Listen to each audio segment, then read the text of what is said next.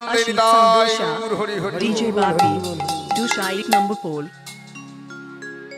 Hare Krishna, Hare Krishna, Krishna Krishna, Hare Hare, Hare Ramo, Hare Ramo, Ramo Ramo, Hare Hare. Oh my God!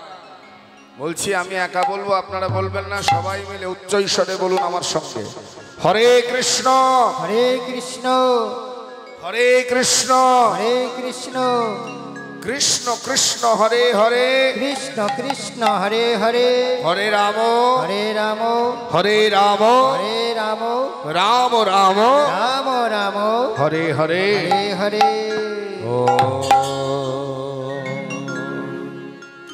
আরে আরে নবদ্বীপ হইতে ও ও হে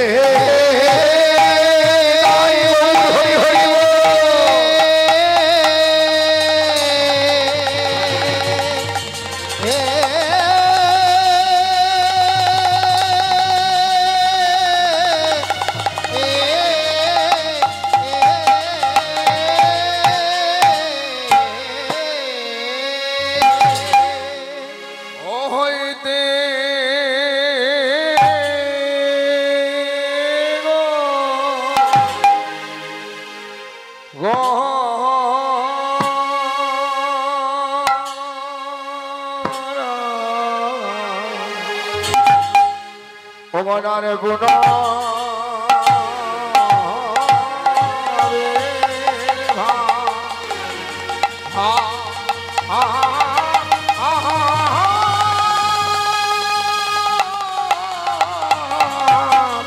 ওই গুণাবে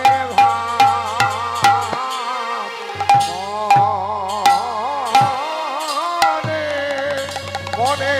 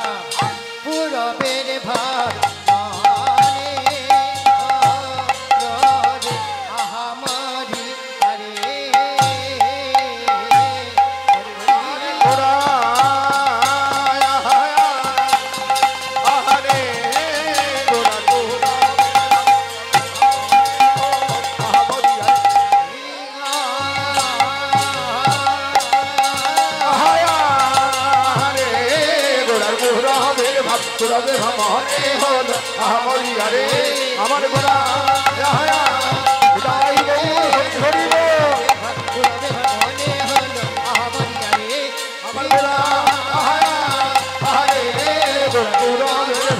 পুরবে ভাব মনে হলো আহামরি আরে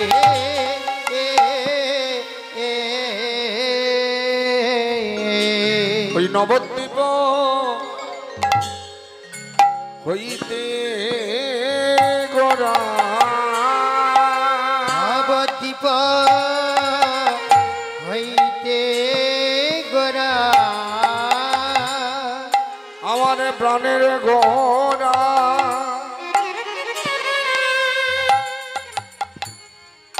ওই প্রাণ সচির দুলালিয়া নিত্যানন্দ রস বিনোদিয়া গদাধরের প্রাণ বধুয়া আমার আমার আমার প্রাণের গোরা নবদ্বীপ হইতে গোরা গোটা চলে লীলা চল ধা ধা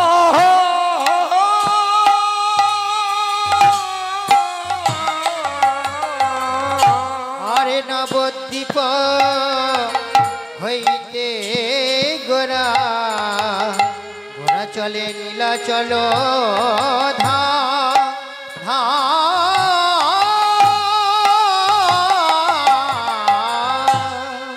আজ সঙ্গে লয়ে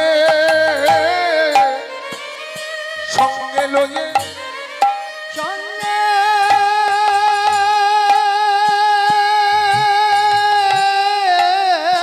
লয়ে আজ চলে গোড়া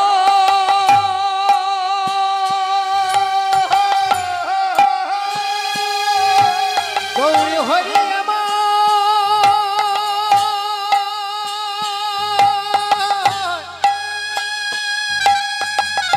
ভাবিনিধি গৌর হরি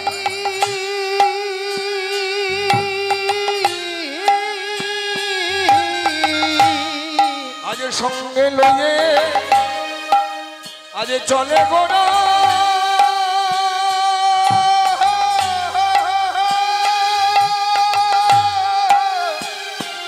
গোড়া ওই পারিসর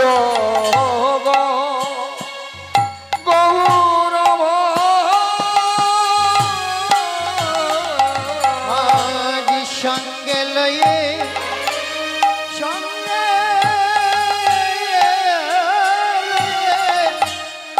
সঙ্গে লয়ে চলে গর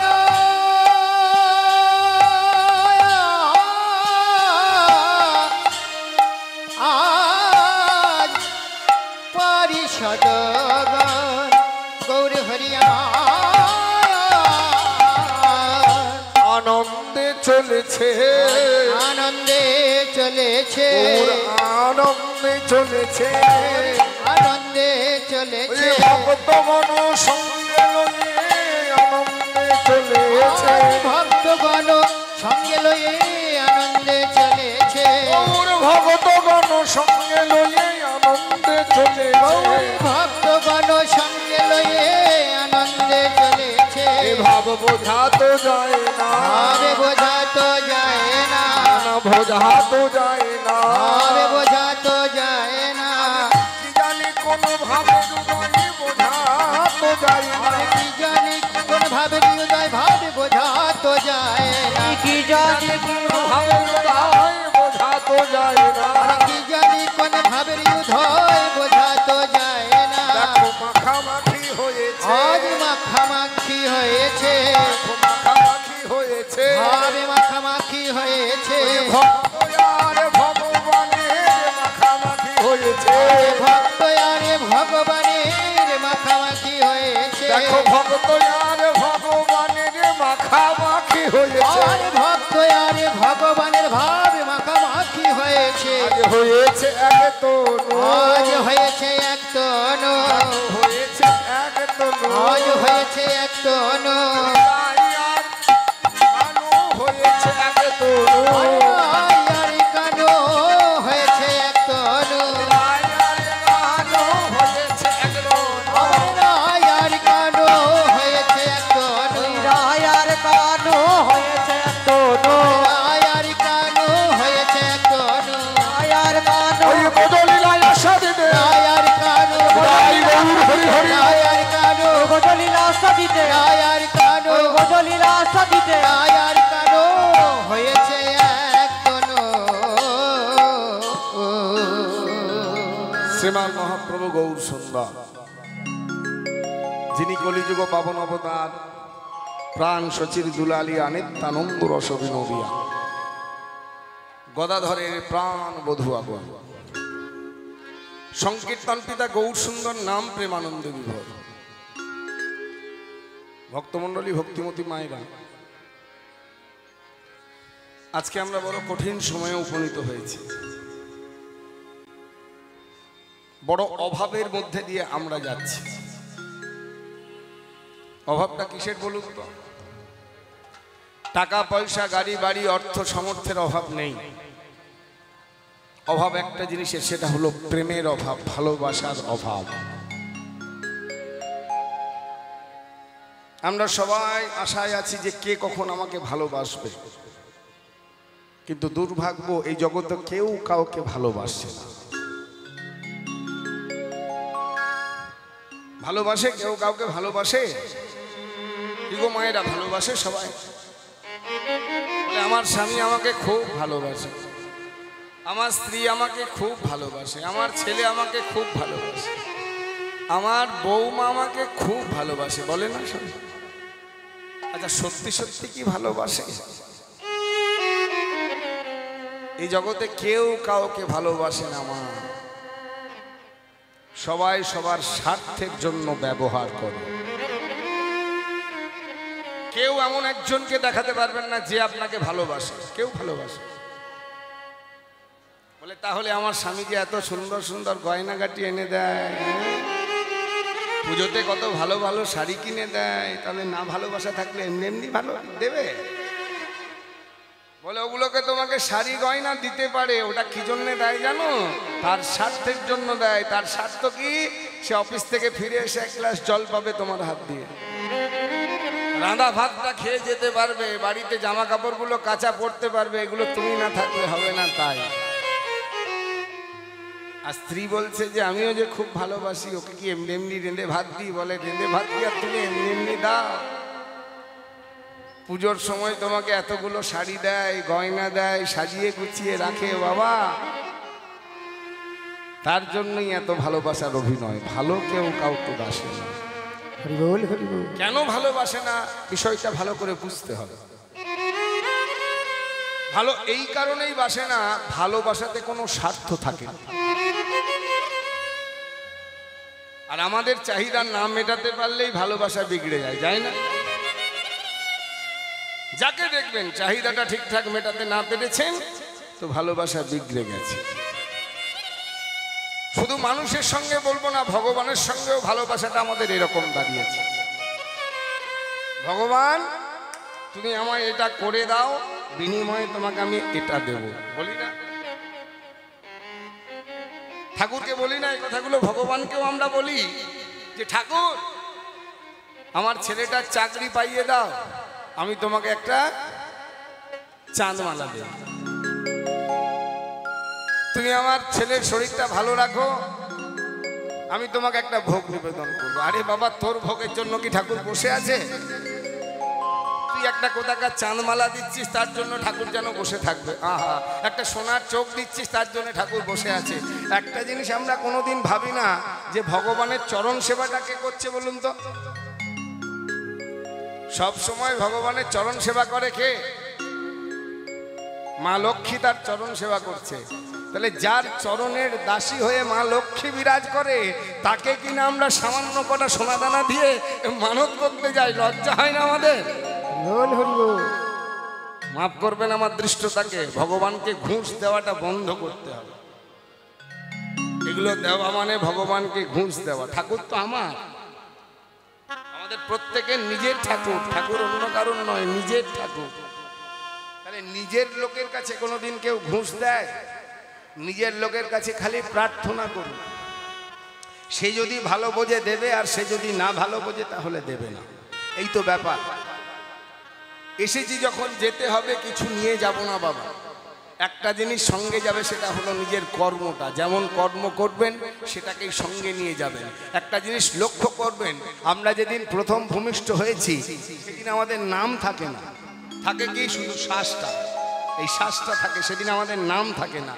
কিন্তু যেদিন আমরা চলে যাই সেদিন আমাদের নামটা থেকে যায়, এই শ্বাসটা আর থাকে না। থাকে? সেদিন শ্বাসটা চলে যায়। তাহলে সেই শ্বাসটাকে ভালো করে নেওয়ার চেষ্টা করতে হবে। মহাপ্রভু আমার নাম প্রেমানন্দে বিভোর হয়ে অবস্থান করছেন কোথায়? উড়িষ্যা শ্রীক্ষেত্র নীলাচল পুরীধামের ওই গম্ভীরা মাঝে। আর এই গম্ভীরায় অবস্থানকালে অতীব অন্তরঙ্গ ভক্ত রায় রামানন্দকে ডাকলেন, যার সঙ্গে মহাপ্রভু এবং সাধ্য এবং সাধন তত্ত্বের কথা আলোচনা করতেন, সেই রামানন্দ। রামানন্দ দুটো হাত জোর করে বলে, বলুন প্রভু। বলে, রামানন্দ তুমি আমাকে বৃন্দাবন লীলা আস্বাদন করাবো। ও প্রভু, আমি কি তোমাকে বৃন্দাবন লীলা আস্বাদন করাতে পারি? আচ্ছা বেশ, বলো কি আস্বাদন করাতে পারি? বলে, তুমি আমাকে শ্রী শ্রী গীত গোবিন্দম আস্বাদন। গম্ভীরার অবস্থাটা ভালো করে লক্ষ্য করুন। আজ ভগত ভাগবত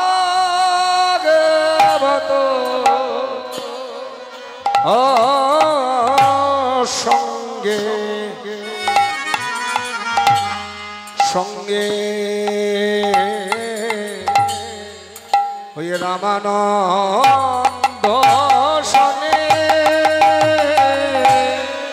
ভক্ত ভাগবত সঙ্গে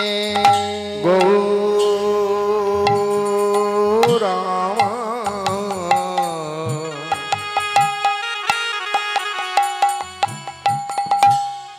সেই সচিনন্দন গৌর সুন্দর নদিয়া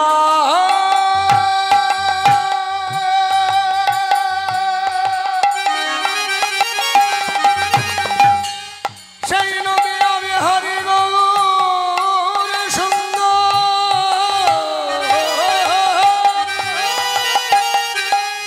সচিনন্দ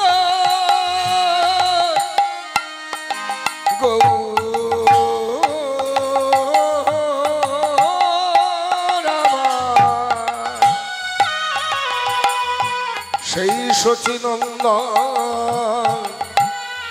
সেই নদিয়ার চাঁদ গৌরামা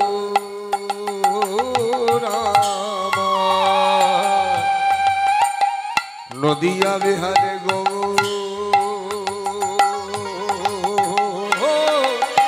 গৌরামা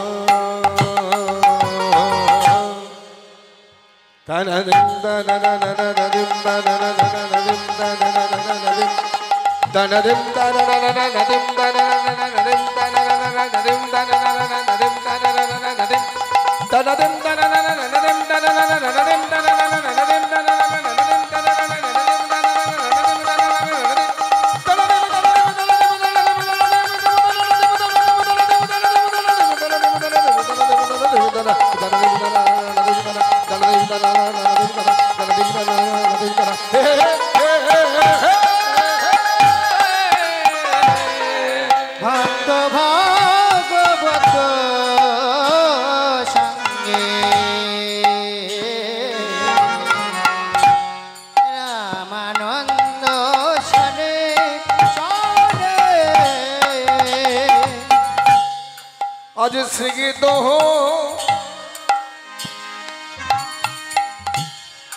ওই গোবিন্দ কথা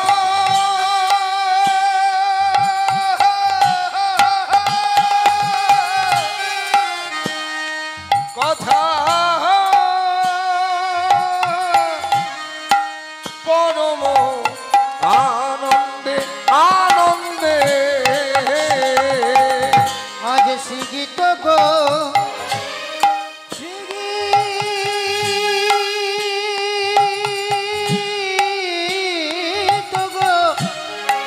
শ্রীগীত গো বৃন্দ কথা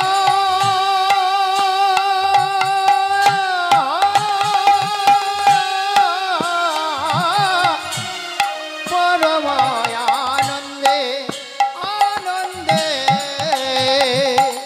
শ্রীগীত গোবিন্দ গীত গোবিন্দ দেখো শ্রীগীত গোবিন্দ গীত গোবিন্দ পূজারে গীতে গীতে ছন্দ শ্রীগীত গোবিন্দ গীতে গীতে ছন্দ শ্রীগীত গোবিন্দ যারে গীতে গীতে ছন্দ শ্রীগীত গোবিন্দ গীতে গীতে ছন্দ যারে গীতে গীতে গোবিন্দ গীতে ছন্দ গীতে গীতে গোবিন্দ গীতে ছন্দ গীতে গীতে গোবিন্দ গীতে ছন্দ গীতে গীতে গোবিন্দ গীতে ছন্দ শ্রীগীত গোবিন্দ মহাপ্রভু আমার ভক্তগণ সমবিবাহারে রায় রামানন্দের শ্রীমুখ থেকে ওই গীত গোবিন্দমের কথা আস্বাদন করছে। এই ছেলে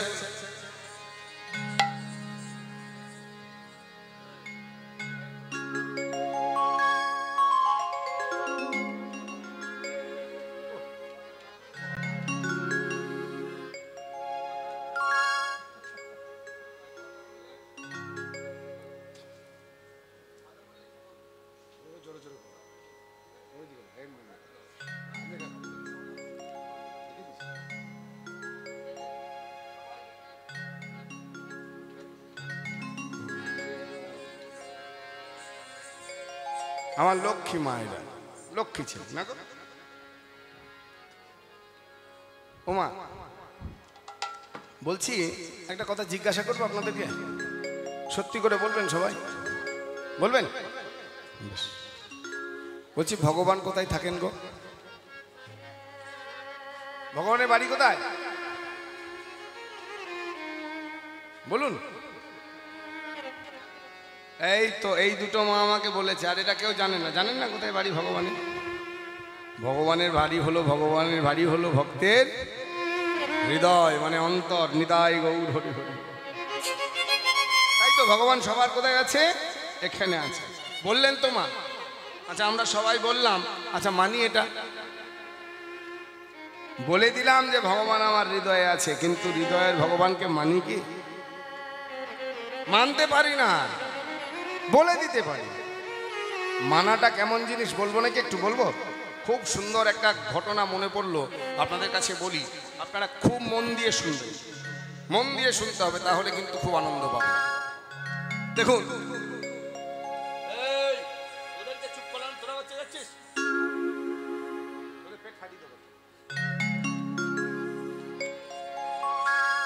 দেখুন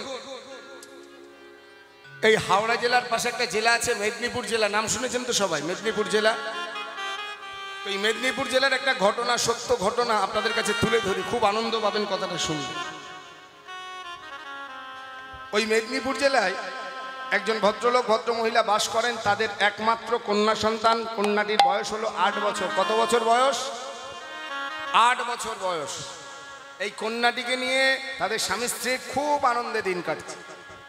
তো এই কপালের সুখ বেশি দিন টিকল না, সহ্য হলো না কপালের সুখ। হঠাৎ কি হলো জানেন? মেয়েটার একদিন শরীর খারাপ। এবার বাবা মা বিভিন্ন জায়গায় মেয়েটাকে ডাক্তার দেখাতে নিয়ে গেছে, ডাক্তারের কাছে নিয়ে যাচ্ছে। কোনো ডাক্তার আর ওই মেয়েটার রোগ নির্ণয় করতে পারছে না, কি রোগ হয়েছে ধরতে পারছে না। ওষুধ দিচ্ছে, ওষুধ খাচ্ছে, কিন্তু রোগের মানে মেয়ের কোনো পরিবর্তন হচ্ছে না। মেয়েটা আস্তে আস্তে আরো দুর্বল হয়ে যাচ্ছে। তো একদিন ওই পাড়ার এক বন্ধু স্থানীয় ব্যক্তি এসে তাকে বললো, হ্যাঁ রে, তুই তো অনেক জায়গায় গিয়ে তোর মেয়েটাকে ডাক্তার দেখালি, আমি তোকে একটা ডাক্তারের কাছে কথা বলবো, তুই তার কাছে তোর মেয়েটাকে নিয়ে যেতে পারবি? নিয়ে গেলে আমার মন বলছে ওই ডাক্তার তোর মেয়েটাকে ভালো করে দেবে। কোথায় বল? তুই যেখানে বলবি আমি আমার মেয়েকে নিয়ে যাবো। বলে বোম্বেতে একটা ডাক্তার আছে, সেই ডাক্তারের কাছে তোর মেয়েকে নিয়ে গেলে আমার মন বলছে সেই ডাক্তার তোর মেয়েকে ভালো করে দেবে। কিন্তু যাবি কি করে বলতো? অনেক পয়সার ব্যাপার, তো এত টাকা জোগাড় করবি কি করে? এই তো গরিব মানুষ, 3 বিঘে তো মাত্র জমি। বলে শোন বাবা, শোন ভাই, আমার মেয়েটাই একমাত্র আমার অবলম্বন, আর কেউ নেই। ওই মেয়েটার জন্য 2 বিঘে জমি আমি বিক্রি করে দেবো, তবু আমার মেয়েটাকে ডাক্তার দেখাবো। 2 বিঘে জমি বিক্রি করে টাকা পয়সা একত্রিত করে বোম্বেতে চলে গেল ওই বাচ্চাটাকে নিয়ে। বোম্বেতে গিয়ে এবার সেই ডাক্তারবাবুর কাছে, ডাক্তার নাম লিখিয়েছে, অ্যাপয়েন্টমেন্ট নিয়েছে, ডাক্তারবাবুর কাছে গিয়ে উপস্থিত। ডাক্তারবাবুকে যখন দেখিয়েছে, ডাক্তারবাবু বললেন, এই মেয়েটার রোগ নির্ণয় করতে গেলে আমাকে কতগুলো টেস্ট করতে হবে, পরীক্ষা নিরীক্ষা করতে হবে, না হলে তো বলতে পারবো না। তা আপনি এই পরীক্ষাগুলো একটু করিয়ে নিয়ে আসুন। যথারীতি সেই পরীক্ষাগুলো লিখে দিয়েছে। সেই পরীক্ষাগুলো ব্লাডের এই ফটো এইসব বিভিন্ন জিনিস লিখে দিয়েছে, সেগুলো সব করিয়ে নিয়ে এসেছে। কদিন পরে রিপোর্ট এসছে, রিপোর্ট নিয়ে ডাক্তারবাবুর কাছে গেছে। এবার বিষয়টা ভালো করে মন দিয়ে শুনুন আপনারা। ডাক্তারবাবু সমস্ত রিপোর্ট দেখে অবাক হয়ে গেলেন যে এই রিপোর্টের কথা আমি কি বলবো। ডাক্তারবাবু, আমার মেয়ের কি হয়েছে? বলে কথাগুলো খুব মন দিয়ে শুনবেন এবং ধৈর্য রেখে শুনবেন। আপনার মেয়ের ইমিডিয়েট অপারেশনের প্রয়োজন। আপনার মেয়ের হৃদয় যন্ত্রের রোগ হয়েছে, মানে হার্টের রোগ হয়েছে, খুব তাড়াতাড়ি অপারেশনের প্রয়োজন। তবে একটা কথা আপনাদের বলি, ভালো করে শুনুন, আপনারা মন দিয়ে শুনবেন, কথাটা এড়িয়ে যাবেন না। আপনার মেয়ের যদি অপারেশন ইমিডিয়েট না করান, তাহলে আপনার মেয়েটা 1 মাসের মধ্যে মারা যাবে। কিন্তু আরো একটা কথা বলি, খুব ভালো করে শুনুন, কথাটা বলতে আমার ইচ্ছা হচ্ছে না, তবু আমি বলতে বাধ্য হচ্ছি। আপনার মেয়ের যদি অপারেশন না করান, তাহলে আপনার মেয়েটা 6 মাস পর মারা যাবে। মানে অপারেশন না করালে 1 মাস, আর অপারেশন করালে 6 মাস। মানে মেয়েটাকে বাঁচানোর কোনো উপায় নেই। তবে আমি তো ডাক্তার, আপনাকে একটা কথা বলছি, অপারেশন করতে অনেক খরচা। মেয়েটা এমনিতেও তো 6 মাস পরে মরে যাবে, তা আপনি কেন অপারেশন করাবেন? বাড়িতে নিয়ে যান, যা যা খেতে চাই খাওয়ান, ভালো মন্দ দিন, আনন্দ দিয়ে রাখুন। সঙ্গে সঙ্গে আছাড় খেয়ে পড়েছে ডাক্তারবাবুর চরণে, ডাক্তারবাবু আমার একটা মাত্র অবলম্বন, ডাক্তারবাবু আপনি যত খরচা হয় করুন, কিন্তু দয়া করে আমার মেয়েটার অপারেশন করান ডাক্তারবাবু। আপনার মেয়ে তো 6 মাস পরে মারা যাবে, বলে মারা যাক ডাক্তারবাবু, কিন্তু আপনি একটা জিনিস বুঝতে পারছেন না, আমার মেয়ের যদি অপারেশন না করাই, তাহলে আমার মেয়েটা 1 মাস পর মরে যাবে, কিন্তু আমি যদি অপারেশন করাই, তাহলে তো 6 মাসও মেয়েটা আমাকে বাবা বলে ডাকবে। আপনি বলতে পারেন কে আমায় 6 মাস বাবা বলে ডাকবে? ঠিক আছে, যান, টাকা পয়সা সব জমা করে দিন, আপনার মেয়ের অপারেশন হবে। যা টাকা পয়সা বলেছে তাতে ঘর বাড়ি সব বিক্রি করতে হয়েছে, সব বিক্রি করে দিয়েছে। বিক্রি করে দিয়ে টাকা পয়সা জমিয়ে ওই সব জমা করে দিয়ে এবার ডাক্তারবাবুর সঙ্গে যোগাযোগ করেছে, ডাক্তারবাবু ডেট দিয়ে দিয়েছে, অপারেশনের দিন চলে এসেছে, মেয়েটাকে ভর্তি করে দিয়েছে। মেয়েটাকে ভর্তি করার পর মেয়েটাকে হসপিটালে ড্রেস পরিয়ে এবার স্ট্রেচারের ওপরে শুইয়ে মেয়েটাকে অপারেশন করাতে নিয়ে যাচ্ছে অপারেশন থিয়েটারে। ঠেলে ঠেলে নিয়ে যাচ্ছে সবাই, আর মা বাবা পিছনে পিছনে যাচ্ছে, আমার মেয়ের অপারেশন হবে। যেই মাত্র অপারেশন থিয়েটারে মেয়েটাকে ঢুকিয়ে নিল, দরজাটা বন্ধ হয়ে গেল। বাবা আর মা ওই বাহির দ্বারে অধীর আগ্রহে বসে আছে যে আমার মেয়েকে অপারেশন করে খুঁজে নিয়ে আসবে, আমি দেখবো আমার মেয়েটা। এবার অপারেশন থিয়েটারে বিভিন্ন ডাক্তাররা আছে, অনেক ডাক্তার থাকে তো মা, সেই ডাক্তাররা সব অপারেশনের ব্যবস্থা করছে। যিনি সার্জেন, যিনি অপারেশন করবেন, ওই বাচ্চা মেয়েটার কাছে এসে বাচ্চা মেয়েটার মাথায় হাত বুলাতে বুলাতে তার সঙ্গে গল্প করছে। আচ্ছা, বাচ্চা মেয়েটার বয়স কত বলেছিলাম? কত বছর? 8 বছর। ওই 8 বছরের বাচ্চা মেয়েটার মাথায় হাত বুলাতে বুলাতে গল্প করতে করতে ডাক্তারবাবু একটা প্রশ্ন করলেন, হ্যাঁ মা, তোমার ইচ্ছা কি মা? খুব ভালো করে শুনবেন কথাগুলো কিন্তু। ওই 8 বছরের বাচ্চা মেয়েটাকে মাথায় হাত বুলাতে বুলাতে ডাক্তারবাবু জিজ্ঞাসা করলেন, ও মা, তোমার ইচ্ছা কি মা? আপনারা সকলে অবাক হয়ে যাবেন ওই বাচ্চাটার ইচ্ছার কথা শুনে। ওই বাচ্চা মেয়েটা দুটো হাত জোর করে ডাক্তারবাবুর হাত দুটোকে ধরেছে, ধরে বলছে, ডাক্তারবাবু আপনি তো আমার হৃদয়ের অপারেশন করবেন। আহা, আপনি তো আমার হৃদয়ের অপারেশন করবেন ডাক্তারবাবু? আমি শুনেছি নাকি ওই হৃদয়ে মাঝারে ভগবান থাকেন। আপনি যখন আমার হৃদয়ের অপারেশন করবেন ডাক্তারবাবু, আমার ভগবানকে নিশ্চয়ই আপনি দেখতে পাবেন। আপনি দয়া করে বলবেন আমার ভগবানকে দেখতে কেমন ডাক্তারবাবু? চিন্তা করতে পারেন, এটা হলো বিশ্বাস যে আমার হৃদয়ে আমার ভগবান আছে, এটাই বিশ্বাস। ডাক্তারবাবু বলছেন, ওরে মা, আমি তো বিজ্ঞানের মানুষ, বিজ্ঞান মানি, ভগবান ভগবান মানি না, মানুষের দেহগুলোকে নিয়ে কাটাছেড়া করি। আমি তোকে কথা দিলাম না, যদি তোর এই হৃদয়ের অপারেশন করতে গিয়ে তোর ভগবানকে আমি দেখতে পাই, আমি তোকে নিশ্চিত বলবো তোর ভগবানকে দেখতে কেমন। অপারেশন শুরু হয়ে গেছে বাবা,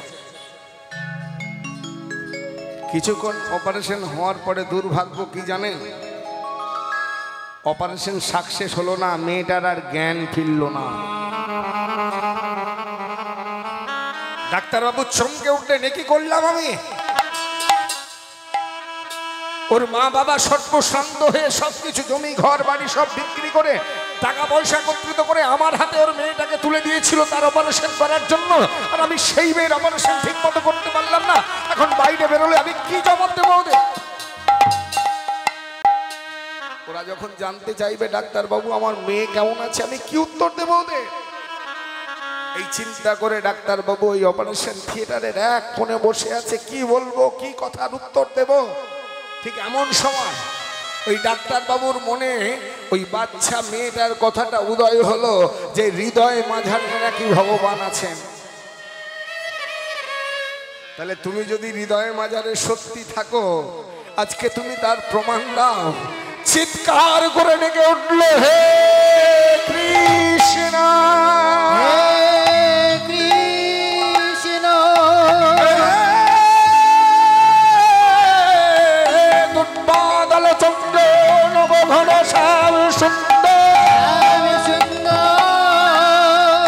তুমি মনে কৃপা করো, কৃপা করো ভগবান, কৃপা করো ভগবান, কৃপা করো ভগবান, কৃপা করো ভগবান, আমায় কৃপা করো ভগবান, কৃপা করো ভগবান, আমায় কৃপা করো ভগবান, কৃপা করো ভগবান।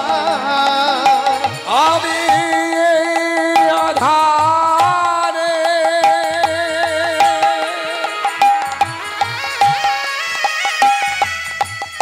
পড়িয়া রয়েছি, আধারে ডুবিয়া রয়েছি, আমি আধারে পড়িয়া রয়েছি, আমি আধারে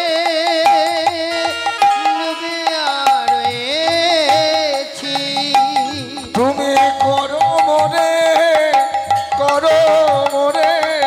পরিত্রাণ, কৃপা করো ভগবান, কৃপা করো ভগবান, কৃপা করো ভগবান, আমায় কৃপা করো ভগবান, কৃপা করো ভগবান, আমায় কৃপা করো ভগবান,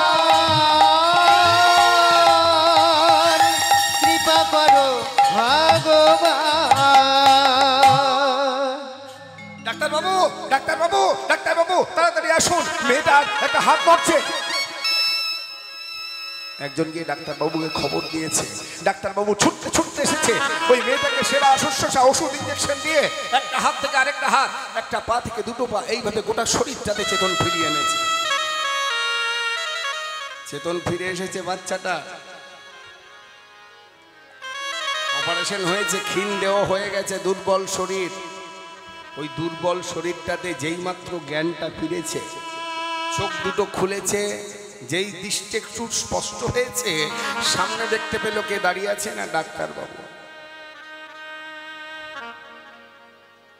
তো হাত জোর করে বাচ্চাটা বলে উঠলো, ডাক্তারবাবু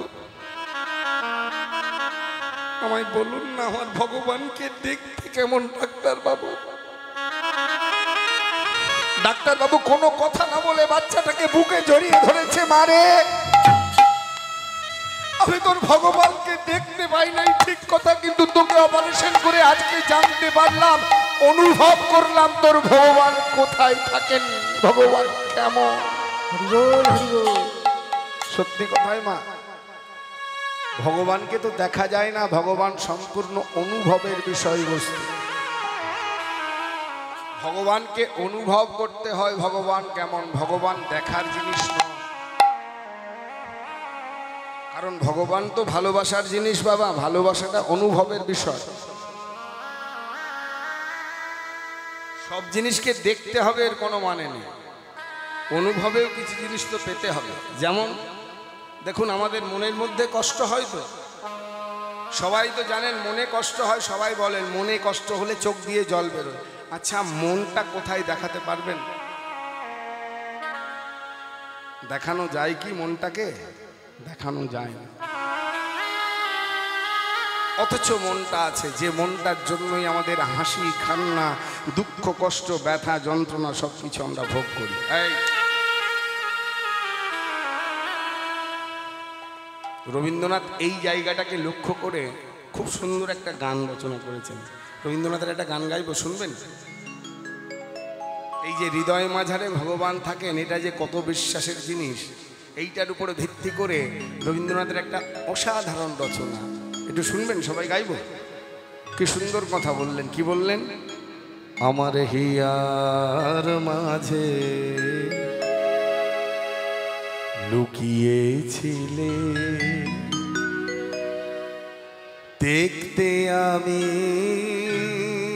পাইনি তোমায়, দেখতে আমি পাই। আমার হিয়ার মাঝে লুকিয়েছিলে, দেখতে আমি পাইনি তোমায়, দেখতে আমি পাইনি। বাহির পানে চোখ মেলেছি, বাহির পানে আমার হৃদয় পানে চাইনি আমার হিয়ার মাঝে লুকিয়েছিলে। সত্যি তা, একদম সত্য কথা। ভগবান যে অন্তরে আছেন, এই অন্তরের ভগবানকে দেখার একবারও চেষ্টা আমরা করি না। মন্দিরে যায়, মঠে যায়, বিভিন্ন তীর্থে যায় ঘুরতে, অন্তরের ভগবানকে না জাগালে তীর্থে গিয়ে, মন্দিরে গিয়ে কিছু লাভ হবে? এই অন্তরের ভগবানকে জাগানোর একটা সহজ রাস্তা আছে, বলবো আপনাদের। করবেন? করবেন সবাই? বলে দিলাম, আমি বলে দেবো না কিন্তু, তাহলে বলবো না, বাদ দিয়ে চলে যাবো। করতে হবে সবাই, কথা দিন। এই হরিবাসরে দাঁড়িয়ে কথা দিন যে আমরা করব প্রত্যেকে, তাহলে আমি বলবো। সহজ কাজ, কঠিন কাজ কিছু, কঠিন কাজ কিছু।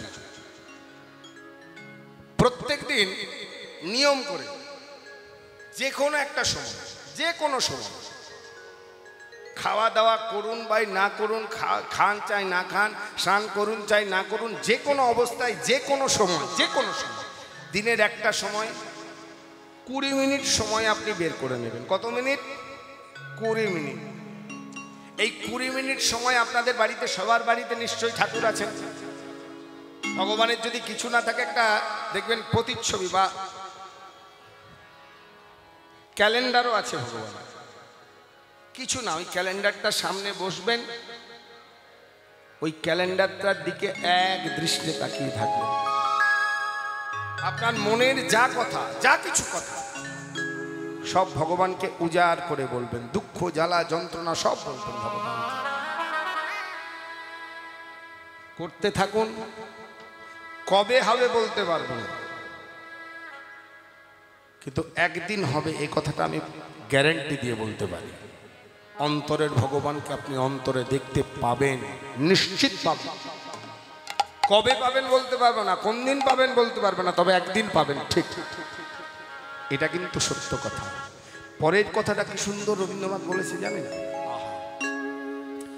আমার সকল ভালোবাসায়, সকল আঘাত সকল আশায় আমার সকল ভালোবাসায় সকল আঘাত সকল আশায় তুমি ছিলে।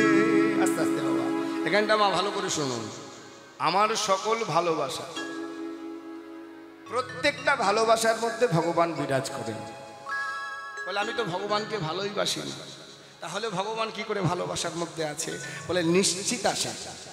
যারা নাস্তিক, যারা ভগবানে বিশ্বাস করে না, তারাও প্রত্যক্ষ পরোক্ষভাবে ভগবানকে